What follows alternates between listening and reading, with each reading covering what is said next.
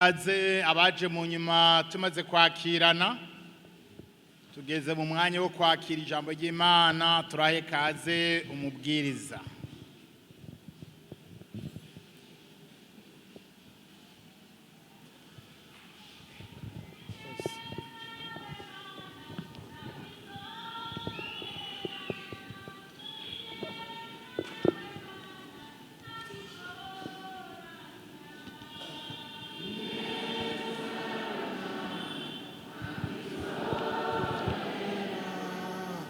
Ineza yawe Mana ntabwo izorangira.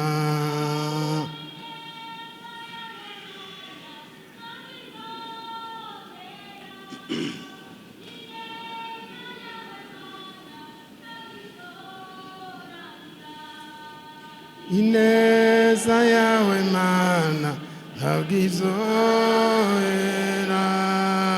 Ineza yawe Mana ntabwo izorangira. Murakoze cyane.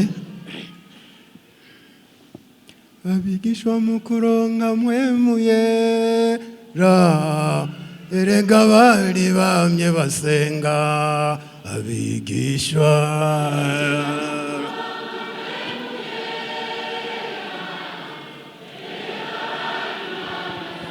Abigishwa mu kuronka mwemuyera, erega bari bamye basenga. Abigishwa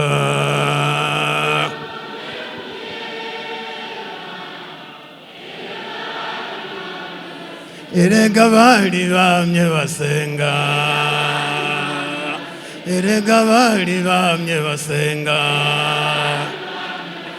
Ishengero mu kuronka mwemuyera, turasabwa kwama dusenga. Ishengero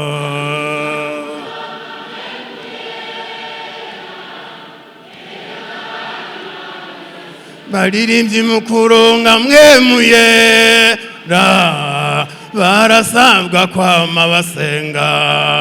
Bigishwa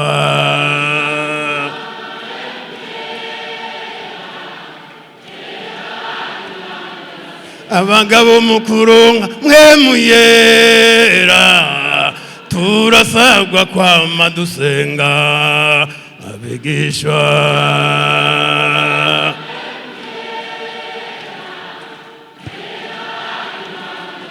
bakenyezi mu kuronka mwemuyera, murasabwa kwama musenga. Abigishwa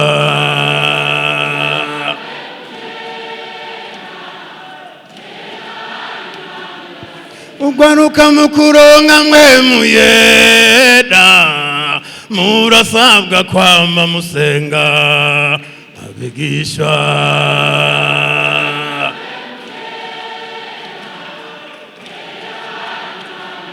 erega bari bamye basenga. Sinkubesha erega bari bamye basenga. Mu nzu yo hejuru erega bari bamye basenga. Kandi biyeza erega bari bamye basenga. Erega bari bamye basenga. Erega bari bamye basenga. Erega bari bamye basenga.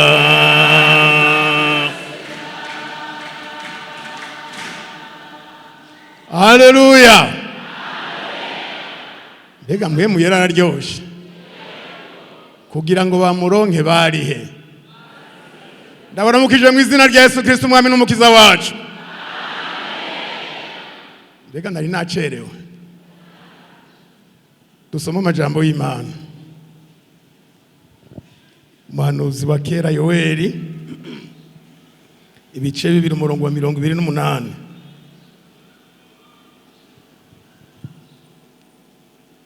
Ndakwifurije kuronka mwemuyera.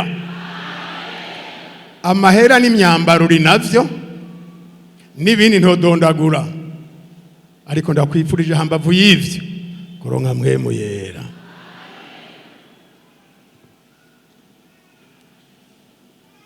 Yoweli ibice 228.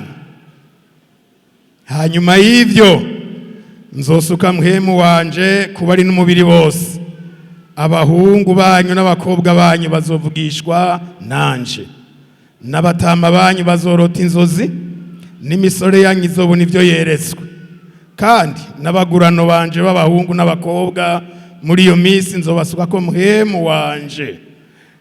Hariya mu gitabo c'ivyakozwe n'intumwa dushikeyo, hariya tuvuye ku buhanuzi ishigwa mu ngiro. Vyakozwe n'intumwa igice ca 2 umurongo wa 1. Umunsi wa Pentekote ushitse, bose bari bakoraniye ahantu hamwe. Haza igihinda kivuye mu ijuru giturumbuka nk'uguhuta k'umuyaga w'inkomezi, gikwira hose mu nzu bicayemwo. Habonekera ibirimi vyigabanije nk'ivy'umuriro bibaja ku umwe. Bose buzuzwa mpwemu yera, batangura kuvuga izindi ndimi uko mpwemu abahaye kuzivuga. Murongo wa 12. Bose barumirwa, barazazanirwa, barabazanya bati ibi ni biki? Ariko abandi barabanegura bati baborewe igisama. Ariko Petero ahagararana na bamwe 11 ababariza mu ijwi rirenga ati, yemwe Bayuda n'ab'i Yerusalemu mwese, ibi nimubimenye kandi nimwumvirize amajambo yanje. Aba ntibaborewe nk'uko mwiyumvira, kuko ubu ari 3 z'umunsi. Ariko ivyo ntivyavuzwe n'uwavugishwa n'Imana Yoweli ati, bizoba mu minsi y'iherezo niko Imana yagize, nzosuka mpwemu wanje ku bari n'umubiri bose, kandi abahungu n'abakobwa banyu bazovugishwa nanje, n'imisore yanyu izobona ivyo yeretswe, n'abatama banyu bazorota inzozi. Mbere n'abagurano banje b'abahungu n'abakobwa muri iyo minsi nzobasuka ko mpwemu wanje bavugishwe nanje. Uriya murongo wa 22. Yemwe bagabo b'Abisirayeli, nimwumva aya majambo. Yesu umunyanazareti, umwimana yashimagirishije kuri mwebwe ibitangaza n'utwumiza n'ibimenyetso ivyo Imana yamukoresheje hagati yanyu, nk'uko mubizi ubwanyu. Uwo muntu amaze gutangwa nk'uko Imana yabigabiye, yikomvomvoye ibimenye bitari bwabe, mumubambisha amaboko y'abagarariji muramwica. Ariko Imana yaramuzuye, ibohoye ibise by'urupfu, kuko bitashobotse ko rumugumya. 29. Bagabo bene data, sikingora kubabarira mvyeruye ivya sogokuruza mukuru Dawidi, yuko yapfuye agahambwa, n'imva yiwe iri ngaha ino muri twebwe na bugingo n'ubu. Nuko kuko yari wavugishwa n'Imana, akamenya ko Imana yamurahiye indahiro kwizoshira ku ngoma yiwe uwamutse mu burabwiwe. Yavuze ivy'ukuzuka kwa Kristo abibonye bitari bwabe, yuko atarekewe mu kuzimu, kandi n'umubiri wiwe ataho wigeze ubora. Uwo Yesu Imana yaramuzuye, natwe twese turi vyabona byo gushingira intaha ivyo.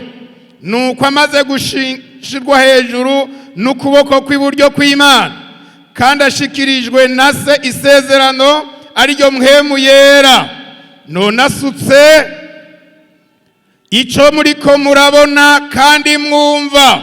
Haleluya! N'aya majambo y'Imana tugiye kuyaga ko turavuga muri make, dusomye byinshi n'ibiri turasoma aho hanze abantu baravuga, ariko nta mwanya wo gusoma bagira. Amajambo ni menshi, murashobora kwirirwa aravuga rikarenga, mugabo atahana mwegeza asoma uwo munsi. Baragwije amajambo rero hariya yo kuvuga ku mutwe. Ngomba tuze turasoma rero, nawe ufise umwanya muto wo gusomera muhira, ko waje upfa umusomerano ngaha basi. Yesu ashimwe. Dusomye amajambo menshi baturirimbiye, twama twagarutse ko kuko ibi bibaye imyaka 2000 irarenga, kandi bikubera ko byabaye nico gituma bamwe muri twebwe mwuzuye mpwemu yera, n'abataramwuzura ibihe biracariho. Si bishasha rero bitugomba kuvuga, biramaze igihe, ariko ijambo ry'Imana ryo riri kwije mu mamangazini, mu mabotike, mu alimentation. Abantu barashobora kuja yababijejwe bakaraba ibintu biriyo, bakavuga bati turavye ibi nibi byarataye garanti ta nahariya mu mafarumasi badandaza imiti, burya hariho ababijejwe bazi kubikurikirana, barashobora kwinjira uyu muti uyu bataravye igiciro cawoga, turavye igihe c'uyu muti ntiukiri ku isoko, warataye garanti, nuguturira bagaca batwara bagaturira. Ariko ivya Yesu, amen, ntibita garanti. Amen. Ijambo ry'Imana ryamaririsha uko bukeye, naho tuvuze ngo biramaze igihe ntibisaza. None muri amajambo dusomye ko atari make, twokura mu ijambo ngo mpwemu yera yaje nkishitswa ry'amasezerano.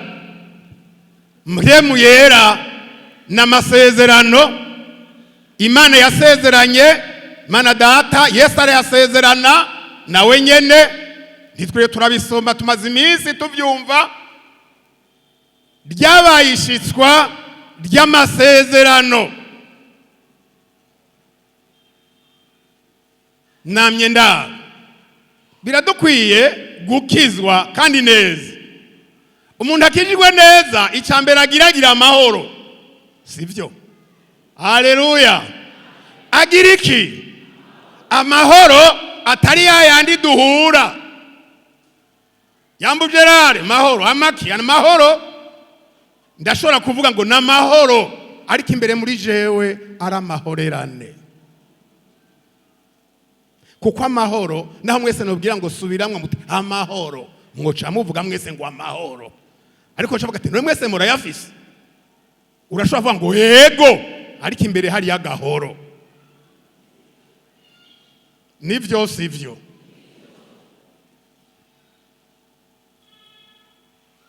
Umuntu akijijwe neza kugira ngo tushike kuri risezerano, murabona turiko turabiririmba, turuzuzwa, turaryoha, kandi biraryoshe kweli. Mugabo biragoye gushikira. Hari ikintu bisaba, hari ivyo dusabwa. Ubwa mbere biradusaba gukizwa neza, tugaca turonka amahoro. Nta mpwemu yera ashobora kuza mu muntu afise amagorwa yo mu mutima, ntibikunda. Ugomba, navuze ko dusoma, tugire dusome, ugomba kubibona neza, tugaruka harya twahereye. Ivyo arivyo byose naho tutosoma, ubwo turasoma, umaze kubona ijambo riva ngo hanyuma y'ivyo, hariho ibiba vyitangiye imbere yuko ayo majambo ajako, siko? Hanyuma y'ivyo, hanyuma niko Yoweri yanditse avuga ngo hanyuma y'ivyo ibihe. Subiza ya maso, hanyuma y'ibihe, kugira ngo mpwemu yeraze. Subira mu gice ca kabiri niho tugire dusome murongo wa 18. Maze Uhoraho agirira ishaka igihugu ciwe, agirira ikigongwe abantu biwe. Uhoraho yishura abantu biwe atehe, ngira mbarungikire amasaka na vino n'amavuta yerayo, maze muzota kabi, kandi sinzosubira kubahindura agatukisha mu mahanga. Ariko babansi b'iburaruko nzobashikura, nivyo nzobashira kure.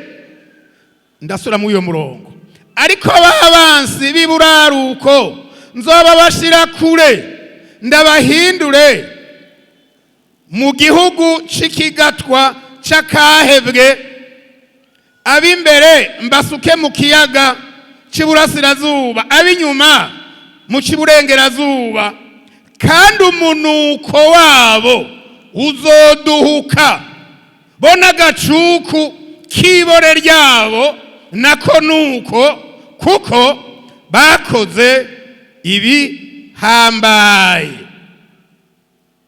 21. Ewe gihugu ntaco utinya, nezerwa uhimbarwe kuko Uhoraho yakoze ibihambaye. 23. Noneho nimunezerwe yemwe bantu b'Isiyoni, munezererwe Uhoraho Imana yanyu, kuko ibahaye imvura y'agatasi ku rugero rukwiye, kuko ibarekuriye imvura ikabaha iy'agatasi n'iy'urushana nk'ubwa mbere. Imbuga zizokuzura kw'ingano, n'amato azobogaboga vino n'amavuta ya elayo, kandi nzobashumbusha iyo myaka mwamaze inzige zisanganguye ibyanyu, zimwe zararaye nizitaragurika niziyigiza nizikegeta. Nizo za ngabo zanje n'abagomoreye ngo zibatere, kandi muzorya mutakabi muhimbaza izina ryanje je Uhoraho Imana yanyu n'abakoreye ibitangaza. Kandi abantu banje ntibazokongera kumaramara, nuko muzomenya yuko ndi hagati mu Bisirayeli, kandi ko ndi Uhoraho Imana yanyu atayindi iriho. Nukuri abantu banje ntibazokongera kumaramara. Amena. Hanyuma y'ivyo, hanyuma yo gukugwa kukumaramara n'agakengerwe, hanyuma yo kwibukwa n'Imana, hanyuma yo kwigizwayo inzige, inzara batewe n'inzige kandi byavuye kuhoraho, hanyuma yo kwigizwayo abansi bacu aribo badayimoni, aribo bisigo. Hanyuma y'ivyo, haleluya, hanyuma yo kunezererwa Uhoraho, abantu bazorima bimbure imbuga zabo ngo zibeko amasaka n'ivyimburwa kanaka, amavuta ya elayo, n'abantu baguwe neza. Aba ni bande? N'abantu bihanye bagashika igorogota. Haleluya. Aba baguwe neza. Nta si imyambaro kuri bo singorane, uburyo kuri bo singorane, ivyo ari byo byose barafise amahoro. Abo rero nibo ngaha Bibiliya tubwiye ngo Yoweli acavuga hanyuma y'ivyo bari barahuye n'abansi baririka, bigereranywa n'inzige, inzige ngo zikegeta, izarara, izigira guta. Ubwoko bune nta mwanya uriho, bune bw'inzige, bune bw'ivyonona, kandi ivyonona ivy'abantu. Hari aho umuntu agira ibintu bimwononera, hari inzige z'abadayimoni zononera amahoro abantu bakononekara amahoro mu mutima, abantu bagenda baragowe mu mutima. Yahuye n'inzige zigakegeta umunezero ugahera. Mbega birabaho, zigakegeta amahoro akavaho mu rugo, zigakegeta hagati y'umugabo n'umugore bikagorana, zigakegeta. Rero ngo hanyuma y'ivyo Yoweli avuga ngo Imana ivuga ngo nzosuka mpwemu wanje. Erega iyi migwi tubonye umuntu ari muri ivyo vy'amarushwa nta mpwemu yohabwa ngo agirende. Eka yomushobora, yomuzigama, ivyo kunda. Imana ntihakurira kuburaye nk'umuntu, oya hari ivyo ibanza gukura. Imana nisigira ku mivyiro nk'umuntu, oya nikora nk'umuntu. Umuntu ashobora kugira ngo ivyo bitangwa agahisha mwanda, umuntu agakaraba mu maso no ku maguru no ku maboko, ariko ahasigaye amazindwi yigira uko nyene. Siko Imana ikora, oya irabanza ikoza umuntu. N'aba bigishwa murabona tubangukije harya, murabona ngo amasezerano ariho, nzosuka mpwemu. Arya amajambo tubonye mu gitabo cyakozwe n'intumwa nishitswa, ariko ababwira ubuhanuzi. Petero reka aravuga ivyabaye ivyo ari vyo. Yoweli bikiri mu buhanuzi avuga ngo hanyuma y'ivyo nzosuka mpwemu wanje kubari n'umubiri bose, abahungu n'abakobwa banyu bazovugishwa nanje, n'abatama banyu bazorota inzozi, imisore yanyu izobona ivyo yeretswe, abagurano banje b'abahungu n'abakobwa muri iyo minsi nzobasuka ko mpwemu wanje. Aya majambo ndayakunda. Dufise Imana itarobanura abantu kucubahiro. Aho umugurano na shebuja Yesu canke Imana ibagabira kumwe. Ahubwo ndafise ubwoba ko hari igihe tudoba dusanga hari ba shebuja. Narisomye mu gitabo cy'umusiguzi, no hari jambo nabonye rivuga ngo hari ivyo ujya musiguzi yabonye biramubabaza. Ngwaho umushumba agendera kwifarasi, ngo mugabo shebuja ariko aragenda n'amaguru. Niho nabibonye hari mu gitabo cy'umusiguzi. Umushumba kwifarasi, shebuja hehe. Birashoboka rero ndafise ubwoba ko harashobora kubaho ba shebuja bashobora kuba mu mubiri, ariko abakozi babategurira ifungurwa, babarerera abana, babakuburira inzu, bakaba bararose isezerano rya mpwemu yera. Uwo nagaca guma ngo je ndi shebuja wurya. Oya, bizohava bihinduka usange niwo shobuja. Mukoresha ni vyiza, ariko isezerano uribemwo nawe aribemwo. Kandi ivyo bivuga ngo iki? Paulo yavuze ngo ico gihe turiko turakorera Imana nk'abadahagarikiwe, dukorera abantu nk'abadahagarikiwe n'umuntu. Wa musi turindiriye jewe n'umukozi tuzohagarana imbere y'amateka ya Kristo. Mbazwe ingene namukoresheje, nawe abazwe ingene yankoreye. Muravyumva?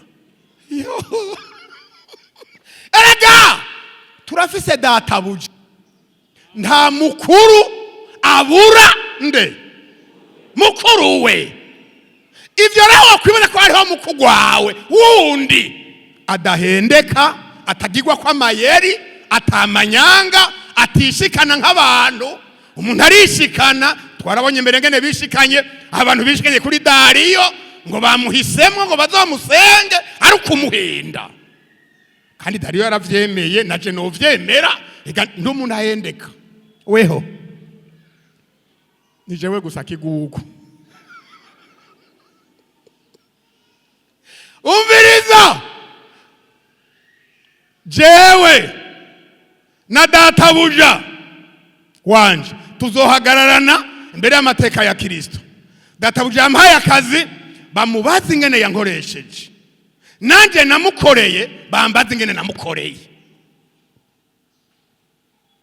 Kandi uwazoba bimbaza ntazoba ari karagira ubushakashatsi, azobambaza ivyazi.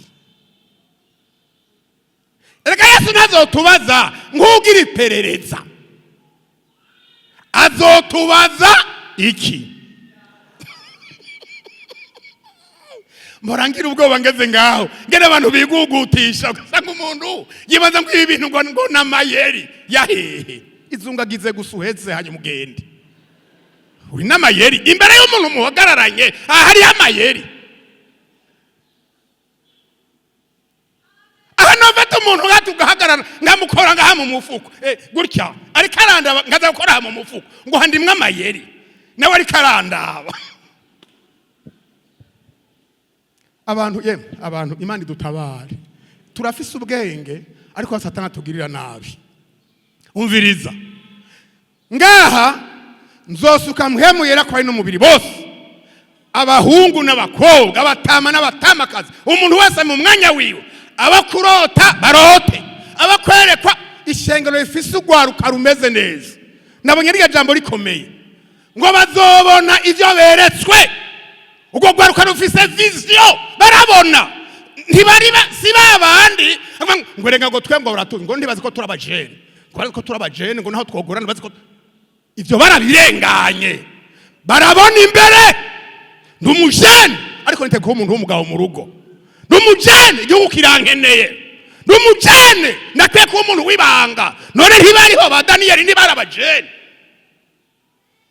ba Dawidi ntibarabajene. Uri umujene gusumba abo ngo jengo ndumujene. No, afise kubona imbere, bazobona ivyo beretswe. Haleluya! Nivyo byafashisha Yosefu kudahumana, ivyo yabonye yeretswe muri kazoza.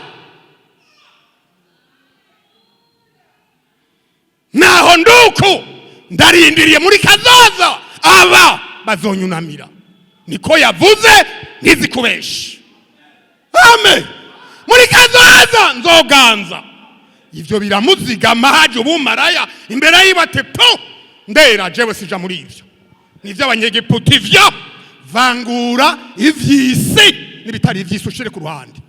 Erega biragabuye kuvanza umwaka n'ukwezi tumaze nk'hano uyu mushinga naye Pastor dukorana, iri barabara riri hagati y'izi ntebe za korali ya kabiri n'ibindi barugwaruka sindabona rivaho narisanzaha, ibintu biragabuye. Hariho ibintu vya Satani murekere, kandi bitanse byanse naho kubireka jayo ushikeyo ureke kumera ngo byose bitoroka bishobora ntibikunda. Abahungu banje n'abakobwa bazobona ivyo beretswe. Twe n'ururunganwa ngo turyame, ariko dufise abantu nyabantu badushigikiye, twebwe tuba twigira turyama tugasinzira, hanyuma dukaca tubona inzozi. Tuti Imana yavuze ngo mwe muciruka genda mwe banguka mukora ibi nibi, niko yavuze. None twasinzira aberekwa atabo bica bigenda gute? Cha tuguma tuyakanura na twebwe tugaca turahari zamu kubera iki? Ariko twebwe irabiza atabantu none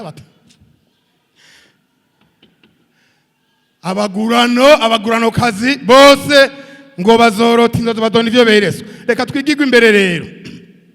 Hano twasomye mu gitabo cy'ibyakozwe n'intumwa, subirayo ca gitabo dusubireyo, irishitswa ry'ubuhanuzi igice 2 umurongo wa mbere niho twasomye.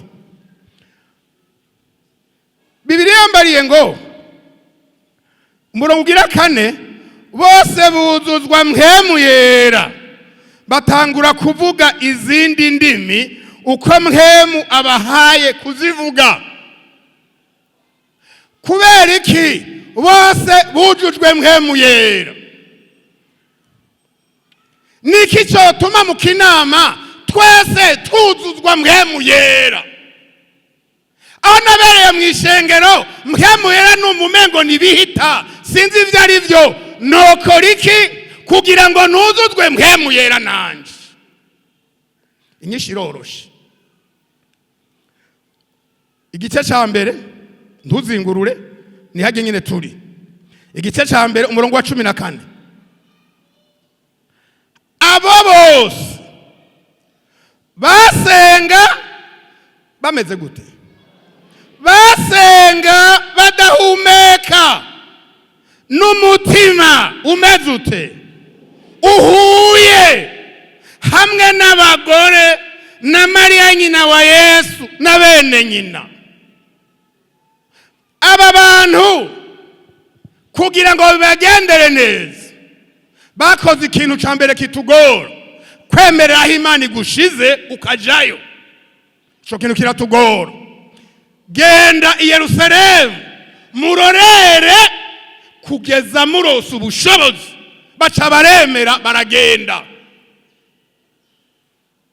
Bamaze kuhagera ngo basenga badahumeka, kandi n'umutima uhuye, mu yindi mvugo n'umutima umwe, atanzigo. Abantu bashaka gusengana bafitaniye inzigo, barashobora kuba mu gikorwa kimwe abantu babona bakabora mukanya, ariko batababona akabatomukora mu minwe. Kandi abo haraho udambamo kubwira ngo rega jewe ngo handuzuye mpwemu yera, n'undi ati nduzuye na jewe mpwemu yera. Vyukuri atarubanza duciye, abo bantu buzuye mpwemu yera. Ni yindi ni mpwemu yirabura.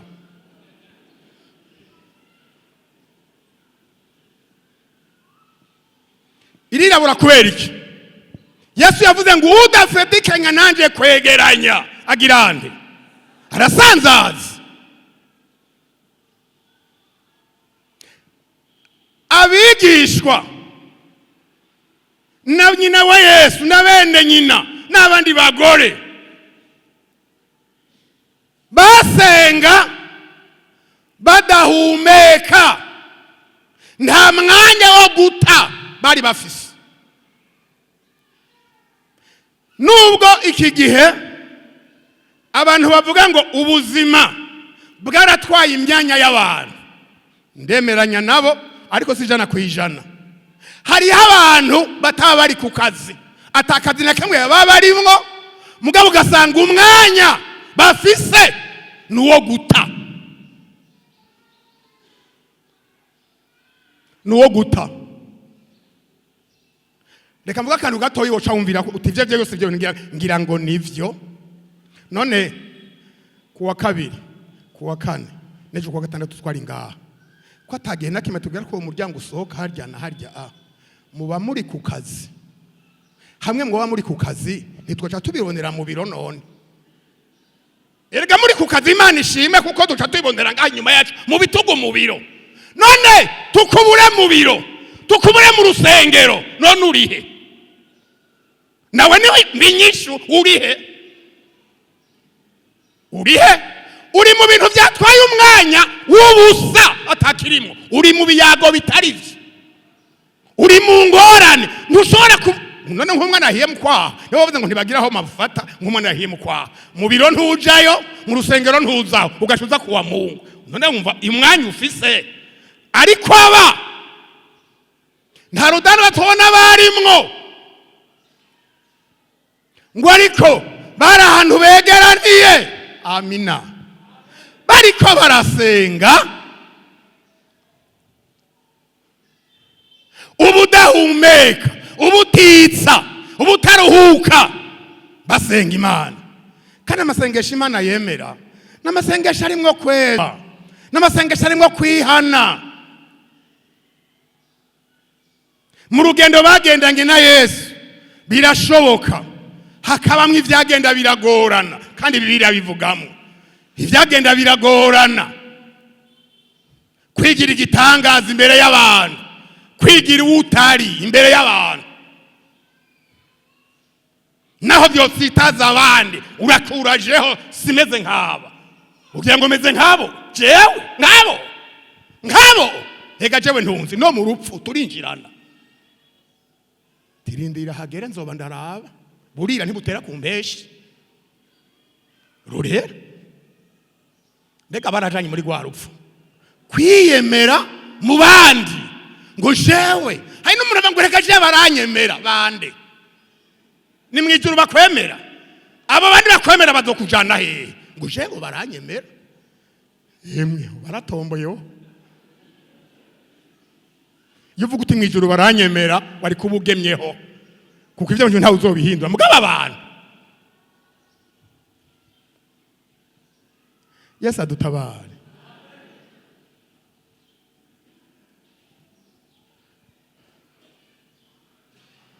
Jewe sinibaza arashobora kuba yaranihanye wa musesa amera nk'umukankamiye. Ngani 16:21. Akeshi ivy'Imana ntibimenyegwa. Urashobora kumunyenkomeza uno munsi, ejo ugasanga umunyantege.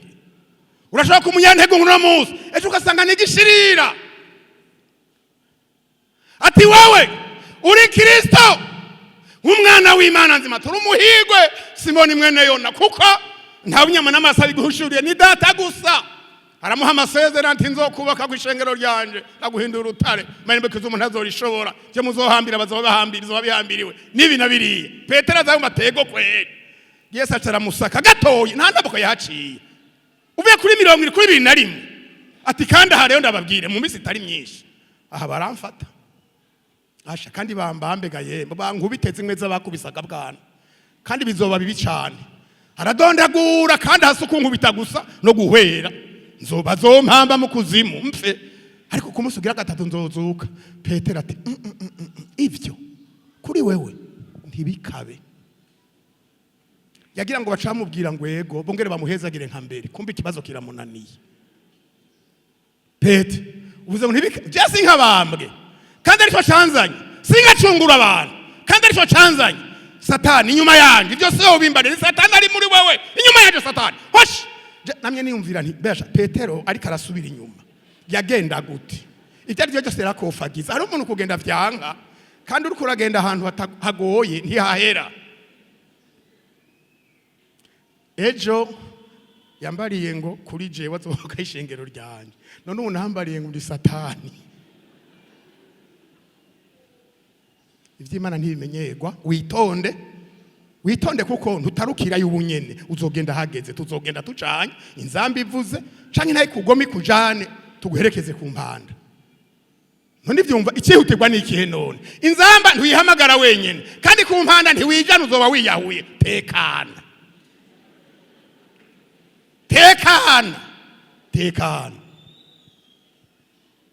Ivyo birashoboka rero ko yagize ati murambabarira bene.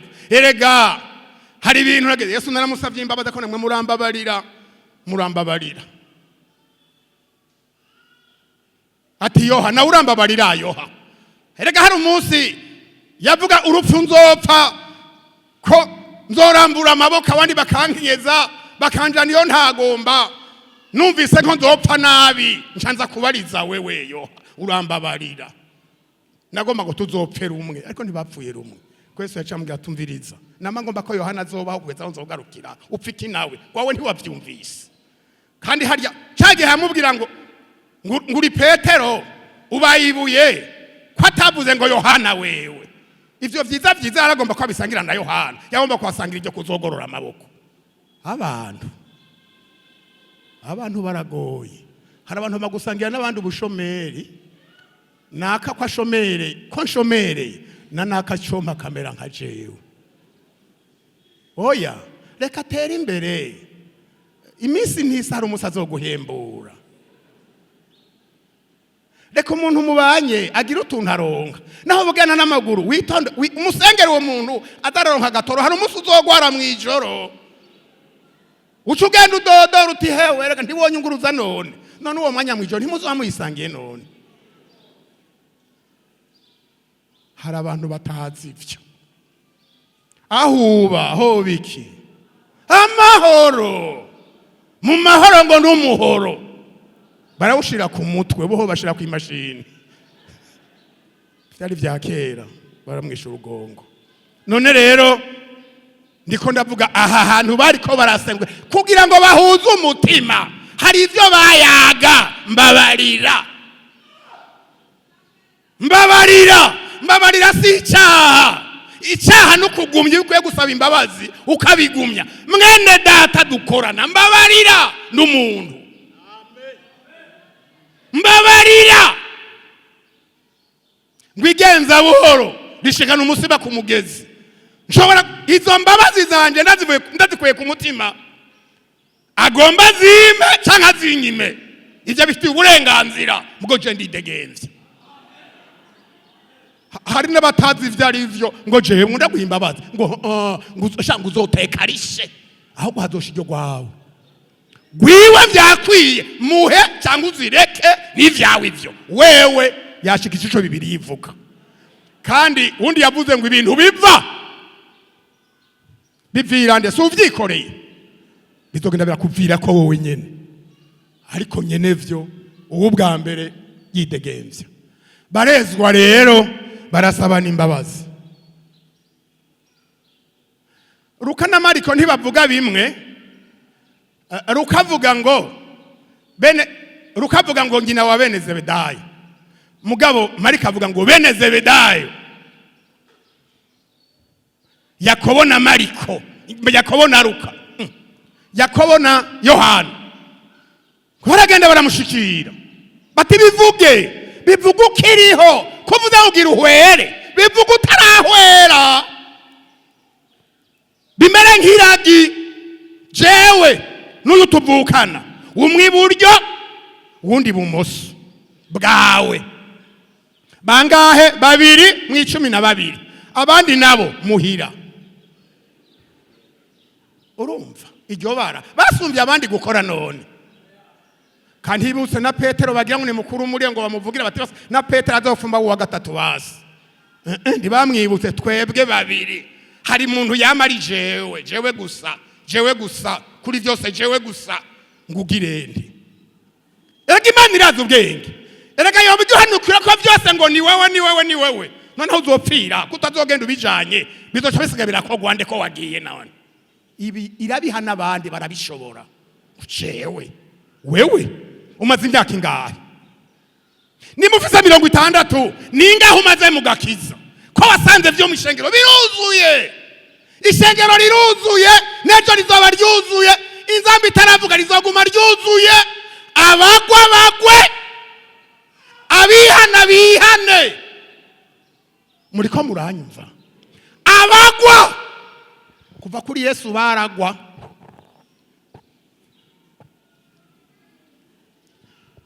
ndabesha Yuda yaguye mu gihe cyane Yuda yaguye Yesu akiriho yabanje kugwa buhoro buhoro kandi Yesu arakundana kandi akamubona ko yagize atya mugabo akamureka akagumana iyo ndahanana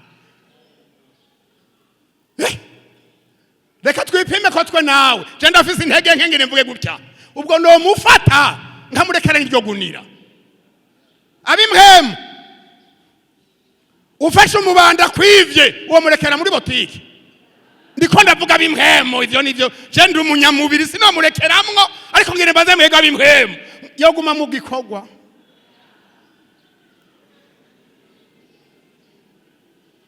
ego cyane uwo mugwiza muri botike yawe ikazotera imbere mugabo Yesu kubera ko atameze nka twebwe aramureka ati ntaco gumutwara ivyo nye nivyo bizoguhamba Yesu nigwa ndagutaka umunwa ivyo nye nivyo bizokuzika aguma jana buhoro undi munsi wa mugore ngwazazanya amavuta ariko arabura ko Yesu bucahwera amavuta zimvye agugwa ibihumbi ngo 300 yico gihe ngo aramahera menshi cyane ngo Yuda aritegereza tu wapi kweli mutama vyamucanganikiye ubwo buhombe bashi ayo mahera apfuye ubusabashi gusuka ku birenge kweli amahera nkayo madenariyo nkayasesetse ngo kandi byo ntiyavugishwa no kubabara acaravuga mu gwenyene ngo aravuga ngo aya mahera ngo tufise aboro bari kwe gufashwa kandi umworo wa mbere yari uwabivuga kuko ubworo bwa mbere buhera mu mutima hajye umuntu wo mu mutima afise ubworo nahantu na hamwe afise ikintu cikimaze byose byarapfuye ubworo bwa mbere n'ubutunzi bwa mbere ni mu mutima ati yohawe aboro kandi muri aboro naje noroseko cyo ndaco yavuze mugabo yakivuga mu mutima Yesu ararabatisha ndakubarire aboro muramana igihe cyose ugomba kubagirira neza uzobagirira neza mugabo jewe ntituzokwamana kandi ivyo urabizi naho uvuga mwe nuko uyu mugore akoze ikintu ciza akoze ikintu kitazokwibagirana iki kintu ni ikintu gikomeye cyane ariko arantegurira umunsi wo guhwera wiwanje wo guhambwa kunsozero rero ati byabaye kera uyu mugabo nama ndya mahera kumbure ndya yazi ngomba ndya yatazi tubanye imisi naramubonye ngenda yakenda mudandaza haraho umuntu agera ku ijambo rya nyuma kandi akagira ngo ni ibintu bitoye ndamudandaza kandi barayamba ati kiriya tego mwombera ngahe nkazomubaronke ati wo murongo je no muronga mahera 30 turayaguha ati muraya makwera ati ngaya n'amakashi arabona amakaro Yuda ndiko ndamubona yashize mu mufuka ati kweri hari ukuntu nzi databuja ujya ega aba bose bapfogera ntibabazi je ndamuzi kuko tuvana Yudaya muri zirya ntumwa 12 za Yesu atari Yuda bava hamwe abandi barabanyagarira nukuvuga hajya umuntu yamakorerwa inabi n'umuntu amuzi amushikira niwe yari uwepfa hariya Yudaya yari Yuda wenyene hamwe umuntu agira ati muri bano bantu mbega watuzinanye ninde tuva hamwe yari Yuda ati ndamuzi rero jewe ndayarya kuko ndamuzi mbere twari ko turagenda abansi bagomba kumwica kumanga bamutembagaze basanga batembagaje umuyaga bazomufata bafata ubusa ndayaryayo ayo ndayarya ntankuri sans suite ntankwirikizi ndayarya ivya Yesu wo birya hakabura inkwirikizi uba watakaje ubwenge satani bakugiriye nabi bantu bashi satani arabagirira nabi amaze kuyarya ati ngo ndabajanero kandi amubereka ariko ndamwizigira ayo ndarya vrema atarya siko acarashe ngo aramusomana niko bibiri yivuga aramusoma ati Yuda ariko utangisha umwana w'umuntu mu ryo bo kumusoma Yuda jewe nuko ndabona amagogo uzogira ntimeshi kweri ugiriye meno ese utapfa mutavuka Yuda nivyo ugize ati ntango ari ndazi ko ndayarya kandi ayo mahera niyatwanikiye muri iyi minsi ego kabisa aratugiriye naba mahera kandi nayo ntituzoyareka kuko atariyo ntiturya atariyo ntitwambara abana ntibaja kwishure atariyo ibintu vyose nagahera atariyo nta muyaga nkuba atariyo nta mazi atariyo namaheraga satani kezutegera ngaho nyene reka rero bimwe ataziga azabona Yesu bamufashe gutya reka je mfise ipantaro ndamaze kubona haraho abapolisi bafata umuntu tubona kuri kuragenda wewe utagize isanganye nka jewe uri kuragenda ugenda neza gutya siko amaguru ko yagorora mugabo yagufashe amaguru acasumbana kuri yabafashe guca kuja hejuru ukugusigaye hasi kukaba hasi azabona ibintu birahindutse inkoni mu bitugu timwa Yesu ati none ga ni kurya nyine wagira nukuhi siko abiteguye nimuva hamwe ntumuzi hari abantu bahora bazezeta shikigorogota neza gusa ureko ngo nakatuva hamwe muva hamwe he none Yuda ntibava hamwe none ko abanyagerera atare wamubamba bamugurishije ko yagurishijwe nawe bikongo ni mwene wabo n'uwiyudayi wabo ngo nakatuva hamwe je nakwipfuriza ko nakamwoja hamwe gusumba kuva hamwe amen ndakwipfurije naka muje hamwe ariko ntimuve hamwe ubundi twese tuva hamwe kuko tuva mu vyaha hari ahandi tuva none abazananye ahandi gorora turabe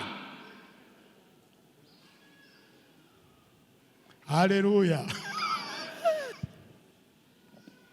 azabona barafashe inkoni mu bituga amaraso araturitse kumbe baramutwaye birakunda none aho bedakunda ntiwa mudandaje erega Yesu baramutwara muri wowe akavayo ugasigara uri wenyene kandi wagenda urarira kandi yagiye wamudandaje hari ibyo wakiriye bitakigwa hari ibyo wakoze bidakogwa hari uko witwaye bitemegwa aragenda baramutwara ubona ugasigara ugaragara wewe kandi isozero ya Yuda murabona ko yagiye gusigura ndabibonye bataho ndabibonye naguze amahera yo umuntu atacumuye ndagira ivyaha kandi ayo mahera yanyu ntacaraba ntaco ndayakoza nje ngo tuguranure akira amahera yanyu bati hashe kurazezeta bamwishuye ijambo rikirundi rigumye ngo hashe ngwivyo ni vyawe aho tuguranura twe twagaye icyo twaguze wagira ngo bigenda gute baramumomoranye ngo cariruka nguko yoza hamukinama yagasanga aho babagabo bahamubiro ndazanya amashikanwa batuwa amashikanwa y'amaraso hoshi cyana hago tarabura utanga imperezwa ntuburafatika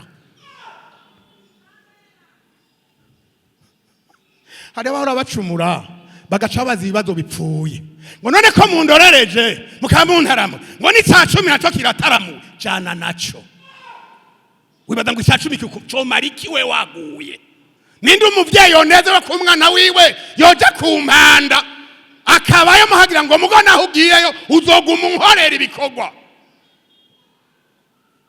ko wagiye cyana n'ivyawe ni wagaruka uzokorera Imana uruwigiciro wewe gusumba 10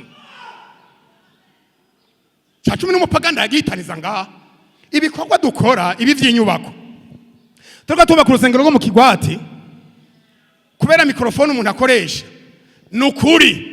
Umumama umwe yavuze ngo jana ariko ndarengana yambaye nk'umuntu atarakizwa ntavyenirwa ndadondagura acana ati naje wanje gukorera Imana mugabo nta mahera menshi mfise ibihumbi 10 nibanyandikire kuko nariko ndarengana nkuva muri ko marakorera Imana. Haza uwundi muhungu w'umuboyi ati nanjye nari kumashiga mugabo ndanumva ariko arakorera Imana nta mahera ngira nyandikira 5 biramaze nanjye niko ngana. Imana irabuza abakozi muko wokora ivyo ukorera Imana ubivanga n'ivyaha. Yuda caravanga rero bavyanse acaragenda ngo agira gute ariyahura ivyaha biba ibi adandaje Imana. Ico ni icaha nta mbabazi yasavye. Ica kabiri ariyahuye ico ni kindi vyazanwe hehe muri ka kantu yatangura kugwa atora duke hajya ubonye higira 10 ukamengo birasanga uzorya 5 uzorya 10 uzorya 100 utebusange warumye ururukwi ndabwira uzokwisanga muri ya majage araho kwibarabara.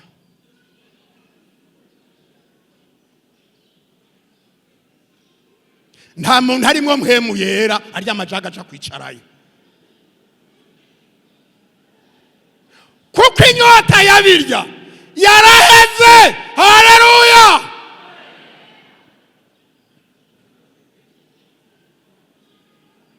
Kandi ntayeho ndabonye ko cinjiye kirinjiye no mu musokoro.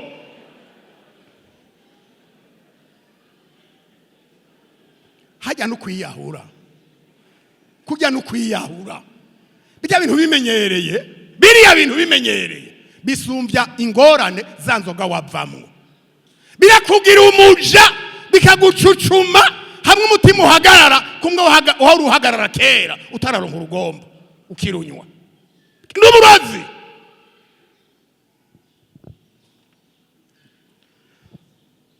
Abo bose basenga badahumeka n'umutima uhuye hamwe n'abagore na Mariya nyina wa Yesu na bene nyina Yesu nashimwe. Iyo ni nyishoga kugira ngo ndonkejeho mwemu yera vyogenda gute? Biragusaba gusenga ubudahumeka uhuje umutima n'abandi ariko kandi warihanye neza. Kwihana neza nta muntu abikurabira, ni hagati ya wewe n'Imana gusa. Muravyumva? Mwe n'Imana muraba. Kubera Imana ntiryarya, ntiguhenda, ntiguhema. Ukuri ni kwikubona. Ndatwaye umwanya aho nahatevye cyane. Imhemu y'ubwoba yaciye iva muri Petero, twabisomye kuri 2:9. Bagabo bene data sikingora kubabarira mvyeruye ivyaso kari vya Yesu murazigene yamwihakanye nitwosubirayo. Iyo mhemu yera yaje ubwoba burahera. Ndiko na nyarutsa iyo mhemu yera yaje kandi akora ivyo abantu batamenyere. Hari ibintu abantu usanga batamenyere batibaza ku muntu ariko mhemu yera yaje ivyo bintu birakoreka. Igitabo ca mbere ca Samuel 19 umurongo wa 18. Igitabo ca mbere akora ibitamenyere. Igitabo ca mbere ca Samuel 19 umurongo wa 18. Ndiko ndagenda ndasomye buraharonde ruhambamvya canke muhira ntuhasomera ahubwo mu ntego gutwe. Nuko Dawidi niko guhunga agacika akajirama kwa Samuel amwiganira ivyo Sauli yamugiriye vyose. Hanyuma ahagurukana na Samuel bajinayoti bagumayo. Maze babwira Sauli baterega Dawidi ari Nayoti Rama. Nuko Sauli atuma abantu gufata Dawidi. Bashitseyo basanga bavugishwa n'Imana bagakama. Bariko baravugishwa na Samuel ahagaze ngaho nk'umukuru wabo. Maze mhemu w'Imana aza kuri zo ntumwa za Sauli nazo dica ziravugishwa. Babibwiye Sauli atuma izindi ntumwa nazo zishitse ziravugishwa. Arongera atuma izindi ubugira gatatu nazo nuko ziravugishwa. 22.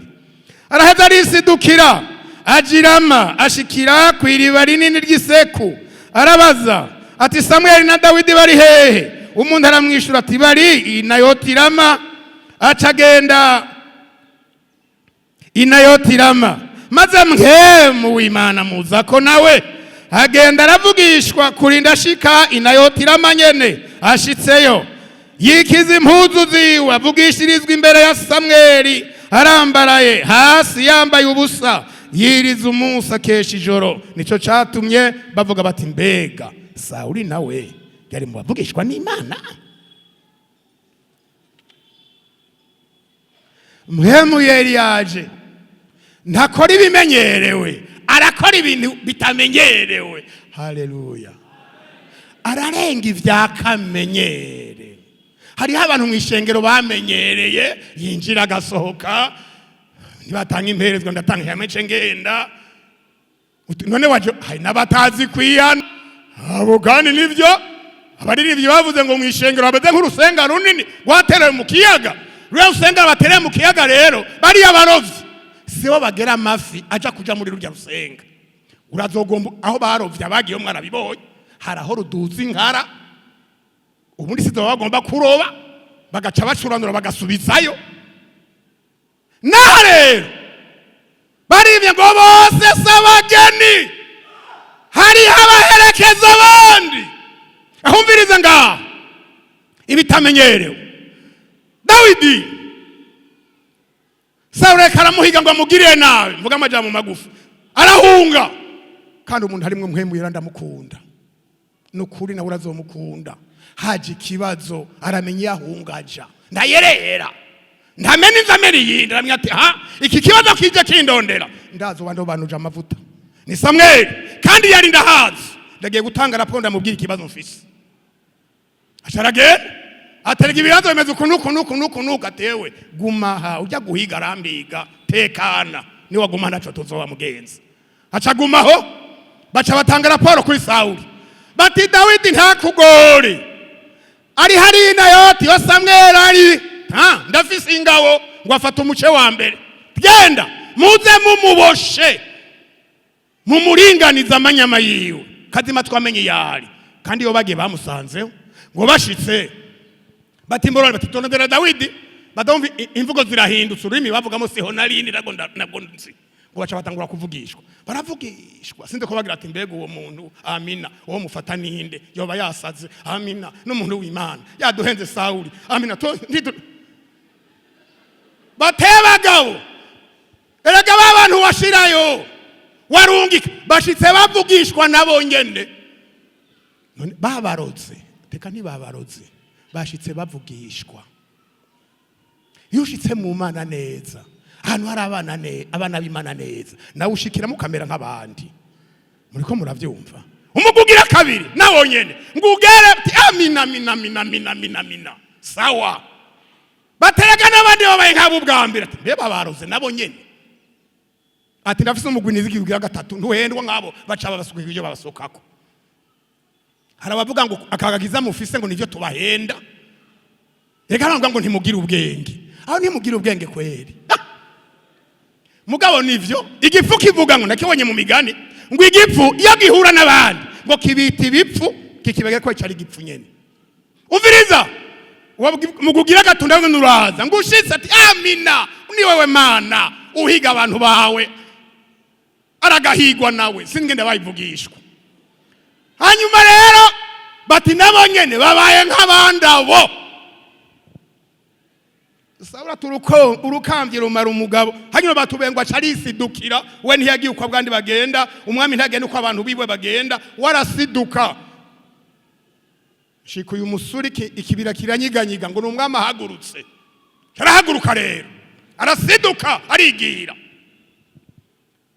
ngo arabaza ati ikintu kinzanye rero abaza ageze irama jewe nje kubaza Samweli na Dawidi bari heya bari Inayoti Rama none n'umuntu yohandangira ati ngo tukujane umwami uje imbere agitamaje aho bari amina. Haleluya. Sinda twariko turaganira mbere turabanga Imana yacu nivogerwa. Haleluya. Imana yacu kirazira nivogerwa. ukabuza ukugomba iracyakuretse, ariko hari umunsi izokwereka ko itavogerwa.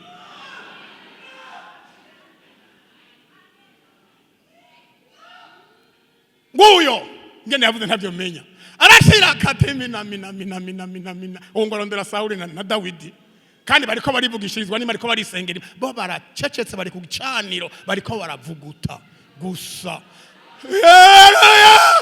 Ndakwifurije kuba gwishaniro c'Imana. Haleluya! Bariko baravuguta umuriro. Sauli rateka, jambo nabikoye kuguma mvugishwa mezenia. Oya, agahudu yambaye ati ako hejuru, agakurikira ati akanda ati asigaruko yavutse. Bate bagabo yafaditse kabisa. Mubavugishijwe imbere we nta numwe yavugishijwe atambaye atari Sauli. Umwe yibaza ngo agira kora ibitangaza yo gutwara abantu b'Imana, ntibafadika. Abantu b'Imana baranyerera. Haleluya!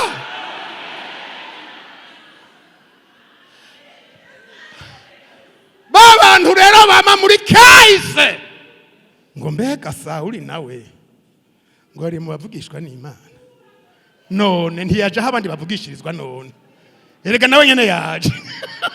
Sauli nawe uhavuza uvugishwa hamwe n'abandi, ariko uda kuvugishwa wambaye ntuwavuze kura ngo niho hari abantu ngo niho bokwemeza abantu. Oya kubera yavugisha ukutariko ntivyaramvye, yacasubira mu ntege nke zo guhiga bahiga, yavugisha ukutariko je guta impuzu. Yesu adutabare. Niko ndavuga mu gihe umuntu mpemu yeri yaje hakogwa ibintu bitari bimenyerewe. Nasomye mu bacamanza muzovyisomera n'umurongo umwe 14:6 ko uyu mugabo yitwa Samson ngo yatabaguye intambwe ari imbokoboko. Nari kuva kuri Dawidi ariko namuretse kubera iki? Dawidi ntavuga ivyo yakoresha, ariko aragwana n'idumu n'intambwe. Mugabo ngaha bavuga ngo Goliath, uyu Samson ariko aragwana n'iyi ntambwe ngo yayitabuye nk'utabura umwagazi w'intama, ngo kandi yari imbokoboko. Hariho ivyo dushobora gutabura turi imbokoboko, ariko dufise mpemu yera. Muzobona ngo mpemu uhoramuzako acaza guhura n'iyo ntambwe, apana ko yavutsoya inkomezi za mpemu yera. Tabura nk'utabura umwagazi w'intama. Iyo mpemu yera turi kumwe dukora ibitamenyerewe. Reka duheze mbona amasaha agiye, tubareke muje ku minsi mikuru mwari mwateguye. Uwo mufise mu Bigalatiya 5:16 uyo muntu ntashitse ivyo kameremere kifuza. Ni wagomba kumenya ngo mbega ndamufise canke ntawe ngira. Bandurabe kameremere zawe izarizo ntibivangatirana. Oya, ndavuga ntimugendeshwe na mpemu, niyo mutazoshitse ivyo kameremere kanyu kifuza. Ko kameremere kifuza ivyo mpemu yanka, kandi mpemu nawe akifuza ivyo kamere kanka. Ngo kubw'ivyo birahiganwa ngo umuntu ntakora ivyo agomba. Nimba utarongowe na kameremere uzoborongwe na mpemu w'Imana. Mu gihe uravya wowe nyene ubwawe ivyo muhangana ingene uvyitwaramo. Ivya kameremere hepfo baca bavyerekana, kandi ivyame vya mpemu 22 baca bavyerekana. Aho mpemu ari ivyamwa yami vyari vyo, ugacuraba mbega jewe ivyo vyamwa ndi navyo.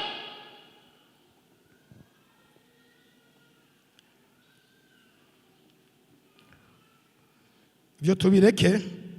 Mpemu yera aza nk'inkurikizi y'ubutumwa bwiza. Ngese n'uwahereza vyakozwe n'umwa 10:44 nk'inkurikizi y'ubutumwa bwiza. Iyo ubutumwa bwiza buvuzwe ukabwakira neza n'umutima uvyemera, urashobora guhura n'ubwo bushobozi bwa mpemu yera. 44 Petero akivuga ayo majambo, mpemu yera aramanuka aja kubariko bumva iryo jambo bose. Abizeyo mu bakebwe barumirwa, abazananye na Petero uko bangana, kuko n'abanyamahanga nabo basutswe ko ingabire ariyo mpemu yera, kuko bumvise bavuga izindi ndimi bahimbaza Imana. Maze Petero arababaza ati mbega hari uwashobora kwima amazi abahawe mpwemu yera nkatwe ngo ntibabatizwe? Avuga ko babatizwa mu izina rya Yesu Kristo, baca baramwinginga ngo amare y'iminsi. Yesu ashimwe. Korneliyo ariko arumva ubutumwa buvugwa na Petero yatumiye abantu, hama ngo abari bashize umutima ku ijambo ryariko riravugwa bose bari kwa Korneliyo, abanyamahanga. Mpwemu yera ngo acabazako, basuka ko mpwemu yera, batangura kuvuga izindi nini. Petero ngo nabo bari kumwe bazananye, barumirwa. Harasindegewa rya jambo yari yavuze ngo Imana ntirobanura abantu ku butoni mu mahanga yose, uyubahaga kuri ryo kugorokira mwemera. Ngaha rero Bibiri ivuga ngo abo bantu bamaze kuzura ubushobozi bwa mpwemu yera, bamaze kuvuga izindi ndimi. Petero ngo acarabaza ati n'aba bantu tubasiga gutya none? Ngitwo basiga uko abantu baje kuronka mpwemu yera ngo twahawe, ariko cyo batararonka n'amazi ngo tubabatirize. Urumva ngaha buca tubatizangira mu kwindwi, tuce tubabwira ngo tubasengere boronke mpwemu yera. Kwa Korneliyo soko vyagenze, babanje kuronka mpwemu yera, umubatizo uza mu nyuma. Ariko ne hano ari yavuze ngo muva mu mazi, hari uzoza mu nyuma. Imana igomvye irahindura ibindi kabigira uko utiyumvira, siko Petero yavyiyumvira, siko Korneliyo yavyiyumvira, ariko niko ijuru ryavyiyumvira, riravye imitima y'aba bantu bari korokira iyo jambo ry'Imana ingene baryakiriye. Mucete yandikiye abikorero ca mbere 2:4 navuga ngo ukwigisha kwanje Paulo ntivyaboneka namwe ubwenge vyotumye vyemeza abantu, ariko habonekamo mpwemu n'ubushobozi. Twagomba ngo ibikorwa dukora vyose ntihaboneke twebwe, habonekamo mpwemu n'ubushobozi. Mbega mu ndirimbo za uririmba mpwemu narimwe, mu masengesho ni mpwemu aboneka, hariya ku ishuri mpwemu araboneka, ku kazi kawe mpwemu araboneka, mu mihana aho tubaye mpwemu araboneka, mu buzima bwa misi ni mpwemu aboneka canke aboneka namwe ibindi. Ivyampwemu biragoye. Hajya twatarose kuri 12 barumirwa barabazanya, abo ni bamwe, abari nabo bariko barakira ubwo bushobozi.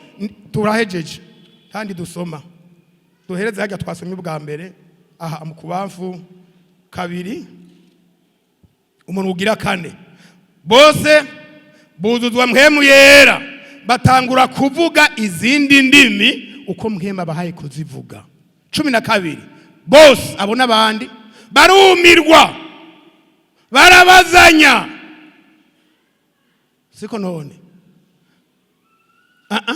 bose barumirwa barazazanirwa barabazanya bati nibi nibiki. Abagize ngo barabitoye rero muri bo ngo baraborewe, abo ngo nababitoye. Yo ngo baraborewe bacaye ngo ni gisama, ngo je nabitoye, ngo yawe ntibabibavye ngo baraborewe ibahiriyemwo, kuko igisama ntibirasha. Abanyoye inzoga barabizi, ngo inzoga y'igisama ntibirasha kandi guhiriyemwo ikakubiriramo kujya biriye mu nkono uragira ingorane. Bati ngigirikira babiriramwo baragize ingorane. Petero ati sivyo sigisama, ni bimwe Yoweri yavugishwa n'Imana. Dusenga Imana, uragomba kwihana neza ko Imana ateguye kugusuka ko mpwemu wayo. Uragomba gutandukana n'ivyaha bimwe vyakuba kubwome kugira ngo muhe n'ubushobozi bwa mpwemu yera. Amasezerano yanje nayawe ihane neza, hanyuma ushitwe ko amasezerano Imana yavuze. Turaguhaye kazi.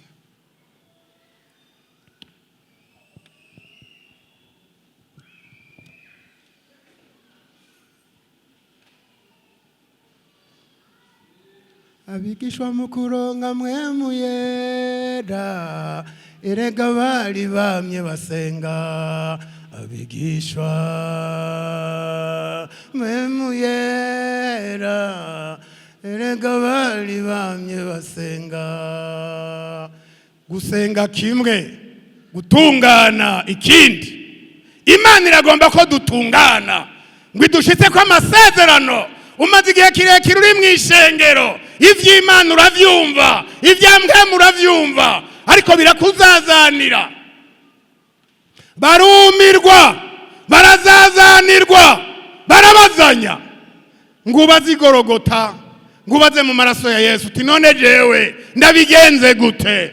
Jewe ivyanje bimeze ukuna kuriya, mbega vyoba bigishoboka? Ndakuremesheje, biracashoboka, biracashoboka.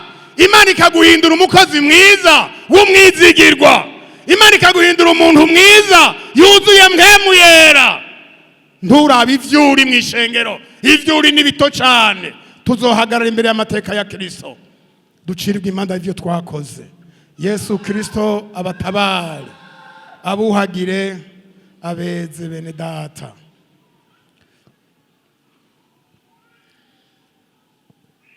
Abeze cyane. Ndagomba Mana umbabarire, unshoboze kwihana neza. Murabona abakozi Imana dufise, umuntu ariko aravuga ku vyo muri meri, mengo dufise benshi ugereranije vyo muri meri, ariko ntibashobora kubashikira mwese. Kandi kutagushikira si ubugaba bwabo, nuko ari bake, kandi tukajana n'umwanya. Ariko kandi wewe nyene urafise uburenganzira umwanya wari wose ukenereye. Ikintu byapfukamise numva ntotaha nabivuze. Ndashaka kurondera umukozi w'Imana amfashe. Nigihe mwamuvuye ngaho urashaka kuzuka murondera, abantu bariko bararirimba, cyane napfukamye, ariko ndakeneye impanuro kandi akeneye gusengerwa. Ubutuge dubasengere muri rusangi, ariko birakwiye wewe ubwawe, kuko ntimupfukamiswe na bimwe. Umuntu wese arafise ivyiwiwe, kandi impamvu waje umuti wavyo warawubuze. Urakwiye impanuro rero bikwiranye n'ukuri. Basi ngusenge.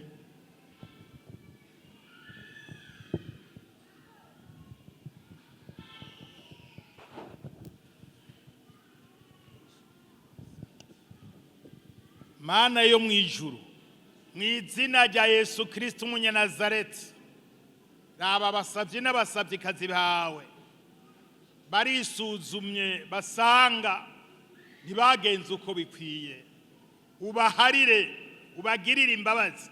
Amaraso yawe abeze, amaraso yawe atunganye, ubuhagira ububi bwose mwizina rya Yesu Kristo.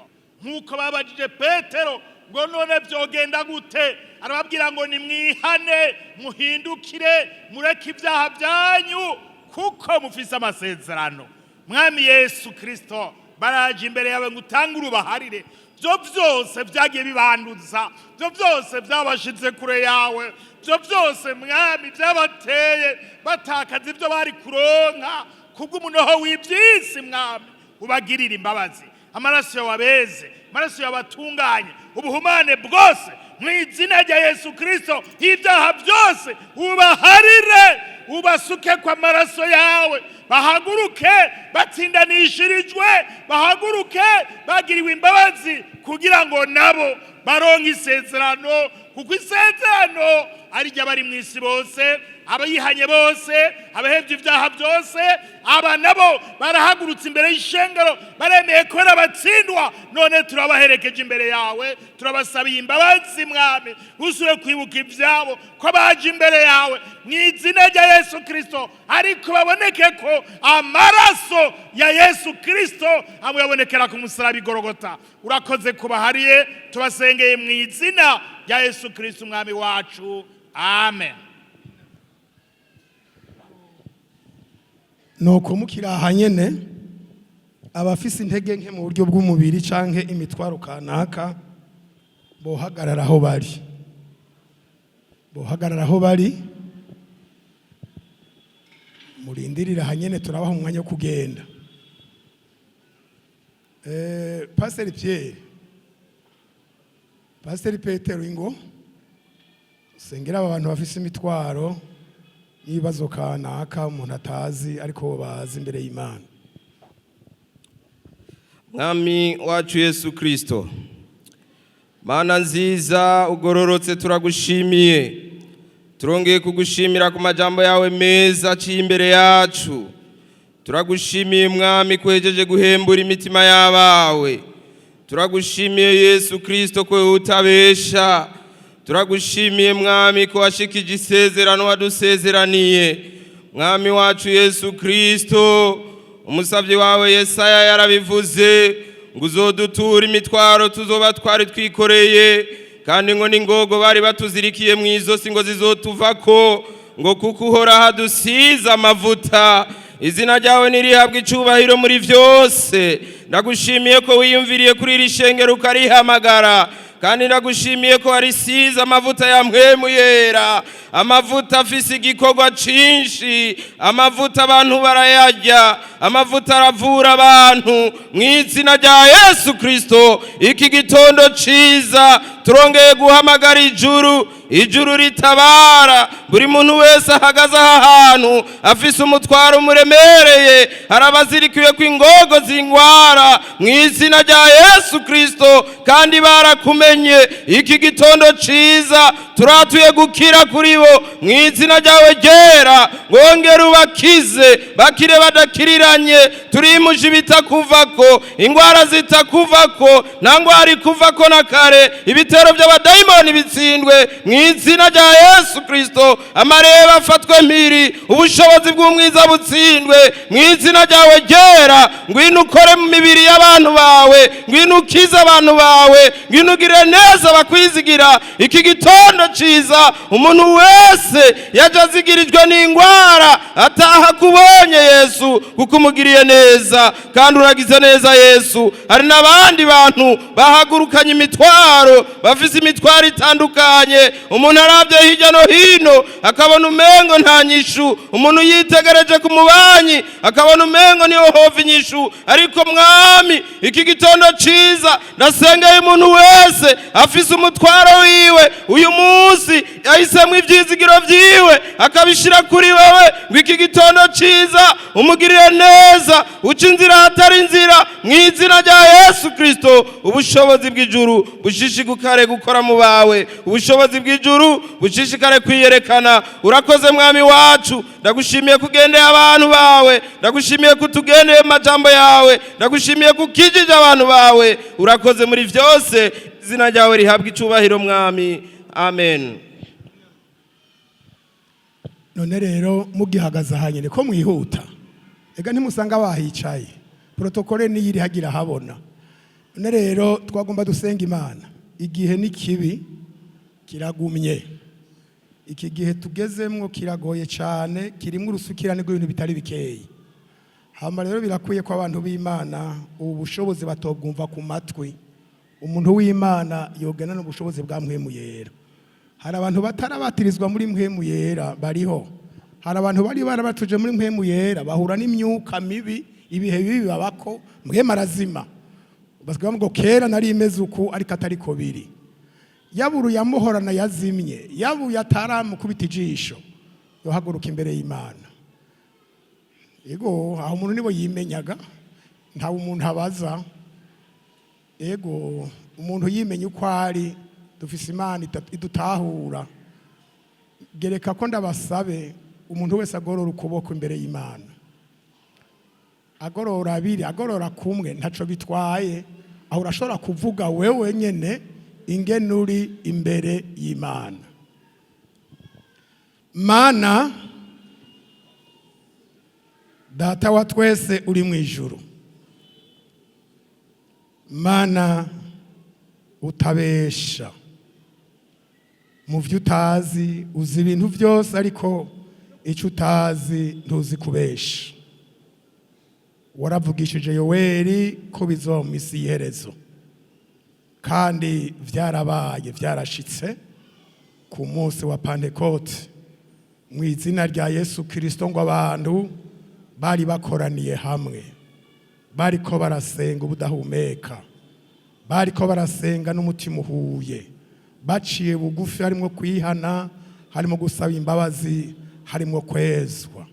Mu kanya gatoya mpwemu yera aramanuka mu izina rya Yesu Kristo.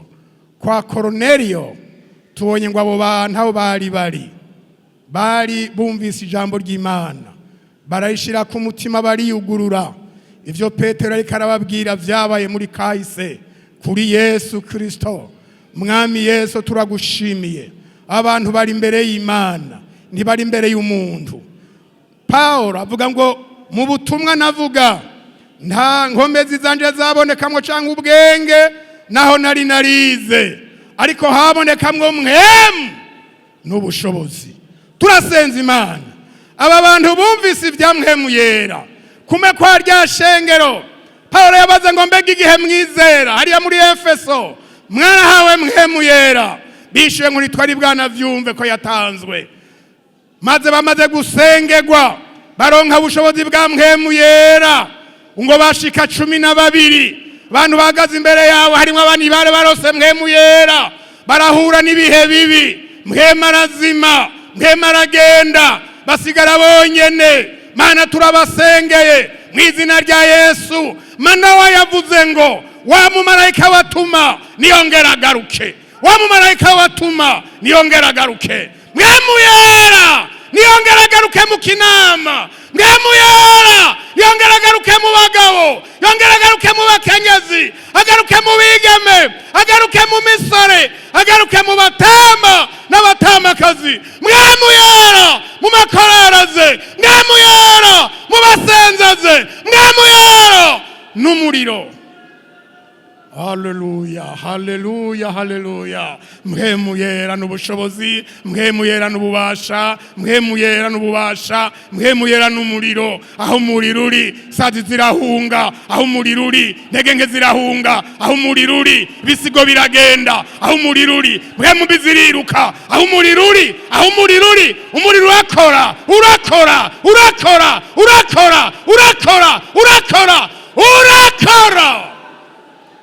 Urabara shaira mene gloria katika jina la Yesu. Turasengea aba bantu mu izina rya Yesu Kristo. Umuriro wongere kwaka, umuriro wake, umuriro wake, umuriro wake, umuriro wake, umuriro wake, wake, wake, wake, umuriro wake, umuriro wa mwemu yera ni wake. Ivyo gushabishe, indavanyanga zishe, intege nke zishe, ivyaha bishe mu izina rya Yesu Kristo. Bumeremere ushe mu izina rya Yesu Kristo. Turabasenge.